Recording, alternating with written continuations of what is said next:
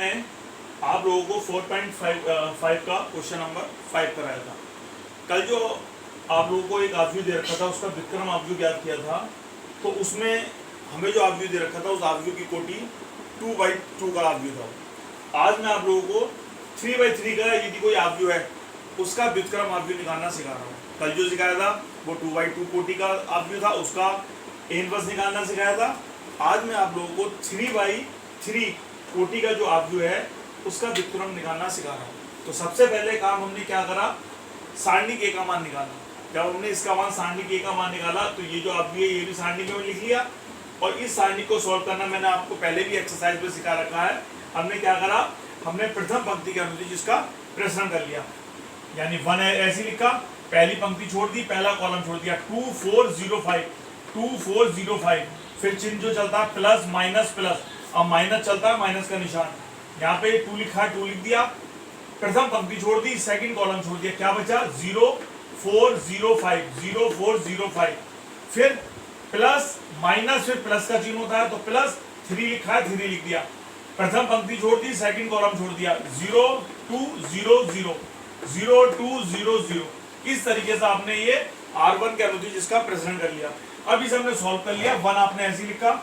इस सारणी को सॉल्व करना है, 5 दूनी 10 माइनस 0 की 4 से मल्टीप्लाई करी 0 आ गया, माइनस 2 ऐसे लिखा, 0 की 5 से मल्टीप्लाई 0 माइनस 0 की 4 से मल्टीप्लाई 0, प्लस 3 ऐसी है, 0 की 0 से मल्टीप्लाई 0 माइनस 0 की 2 से मल्टीप्लाई 0।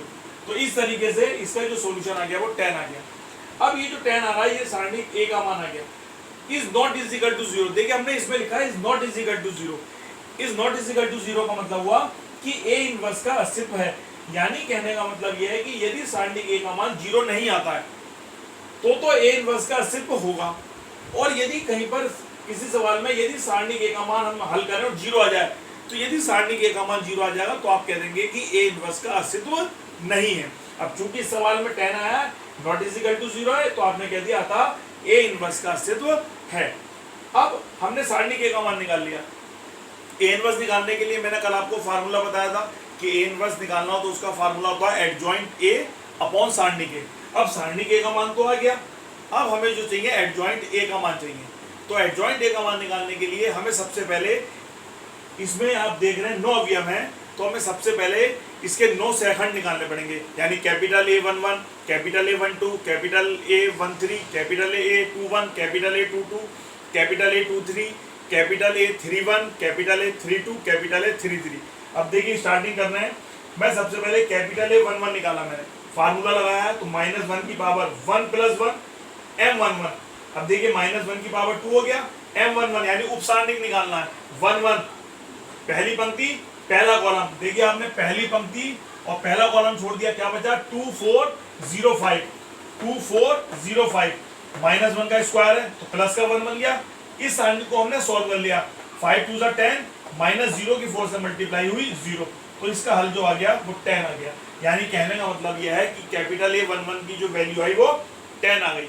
इसके बाद हमने कैपिटल A12 की वैल्यू निकाली, -1 की पावर 1 + 2 M12, -1 की पावर 3 हो गया M12 का मतलब हो गया पहली पंक्ति दूसरा कॉलम, आपने पहली पंक्ति और दूसरा कॉलम छोड़ दिया, क्या बचा 0405, आपने लिख दिया 0405, -1 का क्यूब है तो हो गया, इनटू इस सारणी को सॉल्व किया, 0 की 5 से मल्टीप्लाई 0 माइनस 0 की 4 से मल्टीप्लाई 0, सॉल्व किया। अब चूंकि ये 0 आ रहा है, 0 की -1 से मल्टीप्लाई करी तो 0 आ गया।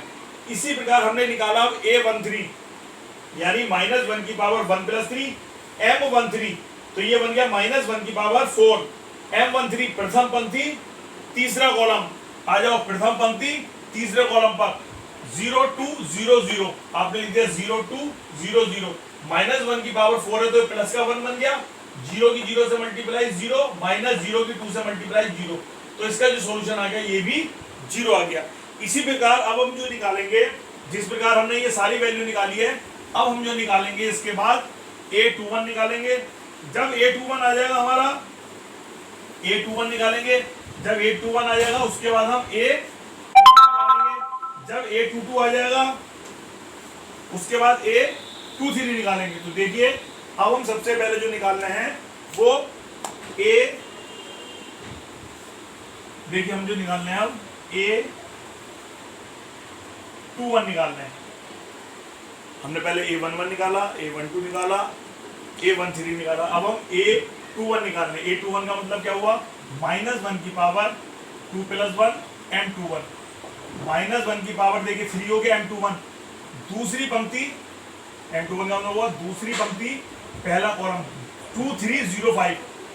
2305 सॉल्व कर लो इसे। -1 5 2 10 -0 कितना आ गया भाई? ये तो -1 आ गया था। 5 2 10 -0 तो ये आ गया -10। इसके बाद जो हम निकालेंगे A22 निकाला। जब आप A22 निकालोगे, A22 का मतलब क्या हुआ भाई? -1 की पावर 2 + 2 M22। -1 की पावर 4 M22 का मतलब हुआ दूसरी पंक्ति दूसरा कॉलम छोड़ दिया आपने। 1305 लिख दो 1305। इसे सॉल्व किया आपने तो -1 की पावर 4 कर रहे हो, तो ये जो -1 की पावर 4 करा आपने तो -1 की पावर 4 है तो ये प्लस का 1 बन जाएगा। 5 - 0 = 5। इसके बाद आपने निकाला A23। A23 का मतलब -1 की पावर 2 + 3 M23 यानी -1 की पावर 5 आ गया। जब -1 की पावर 5 आ गया, अब इसके बाद देख रहे हैं M23। M23 का मतलब हो गया दूसरी पंक्ति तीसरा कॉलम यानी 1200। आपने लिख दिया 1200। इसे सॉल्व किया तो -1 ही आएगा यहाँ और ये हो जाएगा 0 - 0 यानी इसकी जो वैल्यू आ गई 0 आ गई। इस तरीके से ये 3 मान निकल गया सेकंड। 3 सेकंड और निकले। अब फिर 3 और निकालेंगे यानी अब हम क्या निकालेंगे? A31। A31 की वैल्यू कैसे निकालोगे आप? -1 की पावर 3 + 1 M31 तो -1 की पावर 4 हो गया ये 31 यानी तीसरी पंक्ति पहला कॉलम छोड़ दिया 2324 लिख दो 2324। सॉल्व करो इसे भाई। ये -1 की पावर 4 है तो प्लस का 1 बन जाएगा। 4 2 8 -3 2 6 यानी यहाँ पे जो आ गया।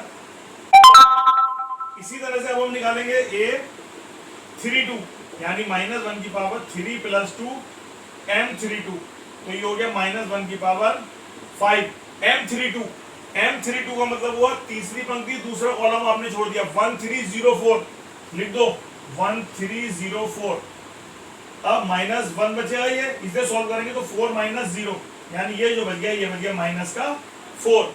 इसके बाद हम निकालेंगे A33 यानी -1 की पावर 3 + 3 M33 तो -1 की पावर ये हो गया 6।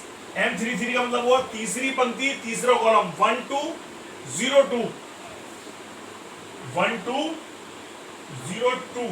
सॉल्व करो इसे तो -1 की पावर 6 है यानी प्लस का 1 बन जाएगा ये 2 - 0 = 2।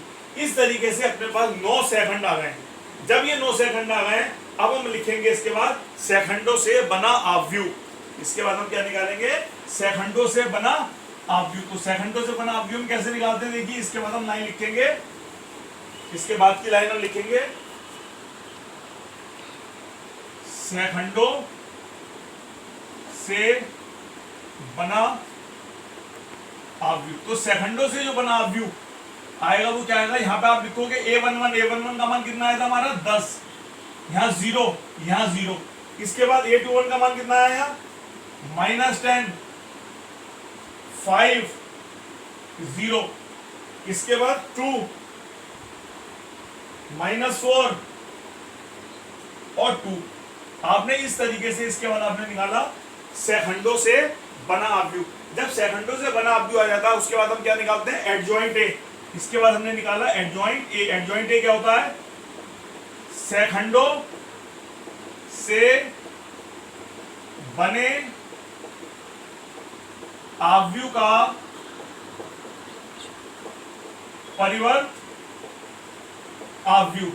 जब हम निकालने अब हम निकालने सेकंडों से बने आव्यूह का परिवर्त आव्यूह। तो जब आप सेकंडों से बने आव्यूह का परिवर्त आव्यूह निकालोगे तो मैंने आपको सिखा रखा है कि जब हम परिवर्त आव्यूह निकालते हैं तो हम कैसे करते हैं?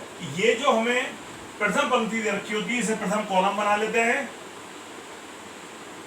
ये जो दूसरी पंक्ति इसे दूसरा कॉलम बना लेंगे। ये जो तीसरी पंक्ति है इसे तीसरा कॉलम बना लेंगे। इस तरीके से ये एडजॉइंट ए का मान आ गया। अब हमें जो निकालना था वो क्या निकालना था, ए इनवर्स। ए इनवर्स का फार्मूला मैंने आपको बताया है, एडजॉइंट ए अपॉन सारणिक ए। अब सारणिक ए का मान आपको याद होगा, मैंने जब निकाला तो सारणिक ए का मान आ रहा था 10, तो आपने 1/10 ऐसे रहने दिया। एडजॉइंट ए इसका मान क्या था, 10 -10 2 0 5 -4 0 0 2। अब हमने क्या करा, 1/10 के अंदर आप यू मल्टीप्लाई कर दिया। जब आपने मल्टीप्लाई करी तो कितना बच गया भाई, 10/10 कितना हो जाएगा 1, -10/10 कितना हो जाएगा -1, 2/10 हो जाएगा आपका 1/5, 0/10 0, 5/10 1/2, -4/10 -2/5, 0/10 0, 0/10 0 और 2/10 1/5। तो इस तरीके से ये जो आपका आया है ये ए इनवर्स की वैल्यू आ गई है। तो इस तरीके से आप कोई भी सवाल हो, यदि 3/3 आप व्यू का जिसकी कोटि दे रखी हो, तो आप इस तरीके से उसे हल कर सकते हैं।